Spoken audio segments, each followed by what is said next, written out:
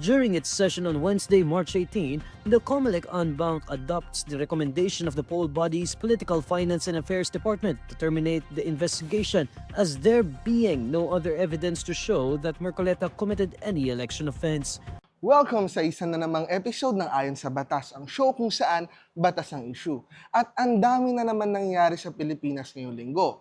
Una, nagsimula ng impeachment hearing ni Vice President Sara Duterte sa House of Representatives. Pero hindi sumipot sa impeachment hearing si VP Sara. Kasi ayon sa kanyang legal team, labag daw sa Constitution ang nangyayari sa House of Representatives. Ginagawa na daw kasing mini trial na mga congressman ang impeachment hearing ni VP Sara. Pero ayon sa 1987 Constitution, ang Senado lang ang may jurisdiction to try and decide impeachment cases. Dahil dito, nag-file si Attorney Israelito Torion kasama ang ilang abogado ng injunction na temporary restraining order upang patigilin na naman ang impeachment proceedings ni VP Sara Duterte. Sa balitang langis naman, pinirmahan na ni President Bongbong Marcos ang batas na nagbibigay sa kanya ng emergency powers upang bawasan o tanggalin ang excise tax ng langis sa Pilipinas. At kahit hindi yan sapat na solusyon sa tuloy-tuloy na pagtaas ng presyo ng langis, at least kahit papaano may ginagawa ang ating gobyerno. Bukod dyan, nagdeklara na rin si President Bongbong Marcos ng State of National Energy Emergency dahil sa sunod-sunod na pagtaas ng presyo ng langis sa ating bansa. Dahil sa declaration ng State of National Energy Emergency, may kapangyarihan na si PBBM na mag-implement ng Energy Allocation Plan and other conservation energy measures sa bansa.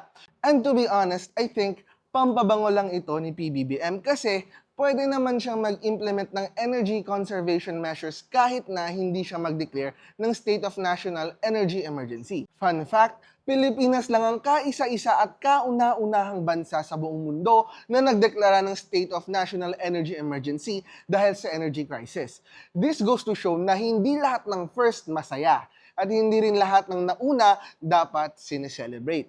Pero ngayong linggo, magpapahinga muna tayo sa issue ng energy crisis sa Pilipinas at pag-uusapan muna natin si Senator Rodante Marcoleta. I'm sure alam naman natin lahat kung gaano ka-controversial si Senator Rodante Marcoleta simula nung siya ay nahalal bilang senador. Isa sa mga maingay na tinutulan niya ay ang requirement ni Ombudsman Remulla na ibalik muna ang ninakaw na pera bilang kondisyon sa admission ng Witness Protection Program. Naging controversial din si Senator Marcoleta dahil sa kanyang pahayag na dapat daw i-give up ng Pilipinas ang Kalayaan Island Group o KIG. At ngayon, nasasangkot na naman si Senator Marcoleta sa isang legal issue dahil tila nagkaroon siya ng special treatment mula sa Commission on Elections o COMELEC. Nagsimula ang kontrobersyang ito last year nung nilabas ni Senator Rodante Marcoleta ang kanyang Statement of Assets, Liabilities, and Net Worth o SALN para sa taong 2025. Para sa mga hindi nakakaalam, sa SALN nilalagay ng mga empleyado ng gobyerno ang kanilang kayamanan o assets, mga utang o liabilities, at net worth o yung kanilang kabuoang halaga. Ayon sa SALN ni Senator Marcoleta for 2025, meron siyang total assets o ari-arian na nagkakahalaga ng 80,401,700 pesos. Mayroon naman siyang liabilities o utang sa halagang 28,440,150 pesos. At para makuha ang net worth ng isang tao, ibabawas natin ang kanyang mga liabilities o utang mula sa kanyang assets o ari-arian. Sa kaso ni Senator Marcoleta, kapag binawas natin ang kanyang liabilities sa kanyang assets, lalabas na ang kanyang net worth ay nagkakahalaga ng 51,960,550 pesos. Pero ang nakapagtataka dito, nung nag-submit si Senator Marcoleta ng kanyang Statement of Contributions and Expenses o SOSE sa COMELEC, lumalabas na 112,857,951 pesos ang ginastos niya sa kampanya. Sa kasalukuyan, publicize na ang 2025 SALNs ng lahat ng senador, kabilang na si Senador Rodante Marcoleta. Ang kanyang declared net worth aabot sa 51.9 million pesos. Nakakuha rin ng Billionaire News Channel ng kopya ng Statement of Contributions and Expenditures o SOSE ng lahat ng mga senador na nanalo sa May midterm elections. Ayon sa SOSE ni Marcoleta, hindi siya tumanggap ng kahit na anong contributions, cash man o in-kind sa kanyang naging kampanya. Pero ang kanyang kabuuang gastos aabot sa 112 million pesos, mas mataas ng more than 100% kisa sa declared net worth niya.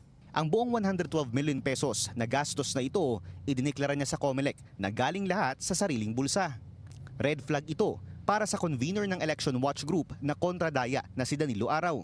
I find it a bit unusual that even if in-kind contributions would be expected, Marcoleta doesn't have any. So he gives an impression that he funded his own campaign, when in fact his SALN is not enough to fund such a 100 million peso venture. So kung walang tinanggap na contribution si Senator Marcoleta, saan niya kinuha ang pera na ginamit niya sa kanyang pangangampanya bilang senador?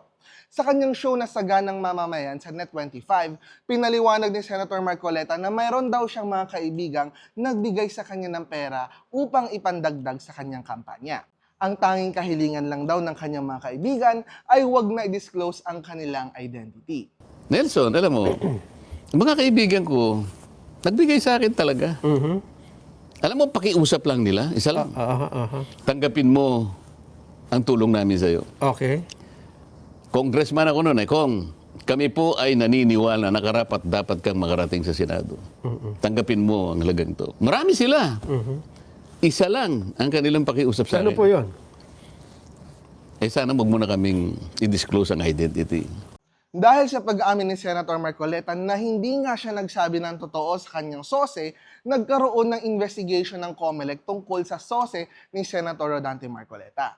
Kaya, pinadalhan ng COMELEC si Senator Marcoleta ng show cause order upang pagpaliwanagin kung bakit hindi siya dapat kasuhan ng election offense dahil sa hindi niya pagsabi ng totoo sa kanyang sose.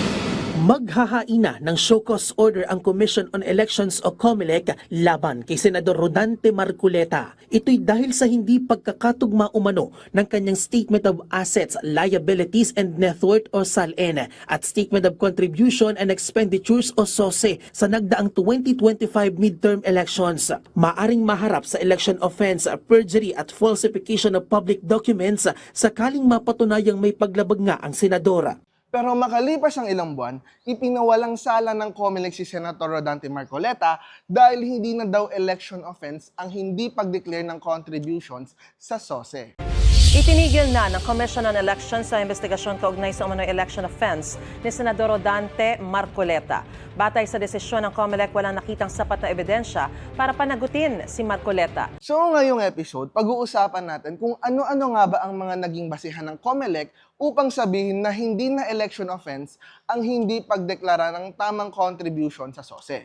Pero bago yan, alamin muna natin kung ano nga ba yung Statement of Contributions and Expenditures o SOSE. Ayon sa Section 14 ng Republic Act No. 7166 o ang Synchronized Election Law, ang bawat kandidato ay kailangang mag-file ng kanilang SOSE within 30 days after the election. Otherwise, hindi nila pwedeng gampanan ang kanilang elective office. Pero bakit nga ba kailangang ideklara ng kandidato kung magkano ang kanilang ginastos sa kampanya at kung saan ito galing? Ayon sa batas, may limitasyon kung hanggang magkano lang ang pwedeng gastusin ng isang kandidato sa eleksyon. Ayon sa Section 13 ng Republic Act No. 7166, ang President at Vice Presidente ay pwede lang gumastos ng 10 pesos per voter, habang ang Senador at Congressman naman ay pwede lang gumastos ng hanggang 3 pesos per voter. Pero kapag ang Senador o Congressman ay walang political party, pwede silang gumastos ng hanggang 5 pesos per voter. For context, merong 68,431,965 registered voters noong 2025. Kung 10 piso kada voter ang limitasyon ng gastos sa pagka-presidente at vice president, ang total budget nila for election expense ay hindi dapat lumampas ng 684,319,650 pesos. Habang ang mga senatorial candidate naman ay pwede lang gumastos ng 205,295,895 pesos hanggang 342,159,825 pesos. Nag-impose ng spending limit ang batas upang hindi magkaroon ng malaking advantage ang mga mayayamang kandidato laban sa mahihirap na kandidato tuwing eleksyon. Pero pagdating naman sa contributions, walang limitation ang ini-impose ng batas. Pero kahit na gaano kalaki ang contribution sa isang kandidato, kailangan pa rin niyang sumunod sa spending limits ayon sa batas. Pero, bakit nga ba kailangang i-declare ng isang kandidato ang mga contributions na kanyang tinatanggap para sa pangangampanya? Well, maraming dahilan dyan. Una ay para sa tax. Kasi ayon sa BIR Revenue Regulation number 7-2011, ang campaign funds na hindi nagamit ng kandidato sa eleksyon ay maisasama sa kanyang income. As a result, kailangan niya magbayad ng income tax. Another reason kung bakit kailangang i-declare ang contribution sa kampanya ay dahil meron tayong tinatawag na prohibited contribution. Ayon sa Section 95 ng Batas Pambansa 881 o ang Omnibus Election Code, ilan sa pinagbabawal na mag-contribute sa kampanya ng kandidato ay ang mga corporation na may kontrata sa gobyerno, mga officials or employees ng civil service at AFP, at mga foreigners and foreign corporations. Pinagbabawal na mag-contribute sa campaign ng isang kandidato ang mga nasabing individual upang hindi magkaroon ng pabor ang mga politiko sa mga ganitong klaseng tao. Halimbawa, kung ang isang politiko sa Pilipinas ay tumanggap ng pera mula sa officials ng China, baka maging pro-China na ang ating mga polisiya. Kaya, mayroon talagang need para i-disclose ng mga kandidato ang mga contributions na tinatanggap nila. Pero, ano nga ba dapat ang i-declare sa SOSE? Ayon sa Section 109 ng Omnibus Election Code, kailangan nakalagay sa SOSE ang amount ng contribution, kailan natanggap, at full name and address ng mga nag-contribute. Bukod sa contributions, nakalagay din dapat sa SOSE kung magkano yung expenditure ng bawat kandidato ng eleksyon, kung kanino ito'y binayad, at kung saan ginamit ang expenditure. Kailangan din na ang SOSE ay subscribed and sworn to by the candidate. Sa mandaling salita, dapat ang SOSE ay notaryado. Bukod dyan, ayon sa Section 262 ng Omnibus Election Code, kapag hindi sinunod ang Section 109, ito ay isang election offense. At ayon sa Section 264 ng Omnibus Election Code, ang paglabag sa Section 109 ay may kaakibat na pagkakakulong mula 1 year hanggang 6 years. So balik tayo sa issue. Kung required pala na i-declare ang contributions, bakit ipinawalang sala ng COMELEC si Senator Marcoleta? Ayon kay COMELEC Chairman George Garcia, hindi na daw kasi election offense ang hindi pag-declare ng contributions sa SOSE. Sa ating pong umiiral ng Omnibus Election Code na 1985, kapag ang isang kandidato ay hindi naglabas o hindi nagsulat o hindi lahat nilagay yung dapat na hinihinging dapat nakalagay sa SOSE, yan po ay punishable. Yan po ay isang election offense. Yan po ang nakalagay sa Section 109 ng Omnibus Election Code. Sa pag-research po at malalim na pagtingin dito sa naging kasong ito, naalaman po na meron pala tayong isang batas, Republic Act 7166. Ngayon po, ang pinaka-importante ay yung Section 39 ng mismong Republic Act 7166, yung batas na binabanggit natin. Lumalabas doon, yung po pala ay ang title noon, Repealing Clause. Ano pong ibig sabihin? Ito ay isang probisyon ng isang batas na meron siyang mga binabago sa mga nakaraang batas na umiiral patungkol sa parehas na issue or subject matter. Isa po sa binabagong probisyon o nire-repeal, binabaliwala, ay yung pong Section 109 ng Omnibus Election Code. Ayon sa Section 39 ng Election Synchronization Law, hindi na election offense ang Section 109 ng Omnibus Election Law o ang hindi pag-declare ng tamang contribution and expenses sa pangangampanya. Kaya, kahit required pa rin ang bawat kandidato na mag-submit ng kanilang SOSE, hindi naman sila required na i-disclose kung sino yung kanilang mga campaign contributors or kung magkano ang kanilang expenditures. Kaya wala nang silbi ang SOSE kasi hindi naman required ang kandidato na magsabi kung sino ang nag-contribute sa kanyang kampanya or kung magkano ang binigay sa kanya. Bukod dyan, pinapawalang kwenta rin ng loophole na ito ang probisyon ng Omnibus Election Code tungkol sa prohibited donations. And although hindi obligado ang kandidatong tumanggap ng contribution na i-disclose kung sino ang nagbigay ng contribution, iba naman ang sitwasyon ng mga nagbigay ng contribution. Ayon kasi sa Section 98 ng Omnibus Election Code, bawal ang kahit sino mang magbigay ng contribution sa kahit anong pangalan except his own name. At ang probisyong ito ng batas ay hindi kasamang inalis ng Section 39 ng Synchronized Election Law. So sa kaso ni Senator Marcoleta, lumalabas na ang isa pala sa kanyang mga donors ay si former Congressman Mike Defensor. Since hindi na-disclose ang pangalan ni Mike Defensor as contributor sa kampanya ni Senator Marcoleta, it means na liable si Mike Defensor for violation ng Section 98 ng Omnibus Election Code, which continues to be an election offense. So ibig sabihin ba, absuelto na si Senator Rodante Marcoleta? Hindi pa rin. Kasi bukod sa investigation sa COMELEC, naghain din ng election watchdog na kontra-daya through their convener na si Danilo Arao ng kasong perjury laban kay Senator Rodante Marcoleta sa Ombudsman.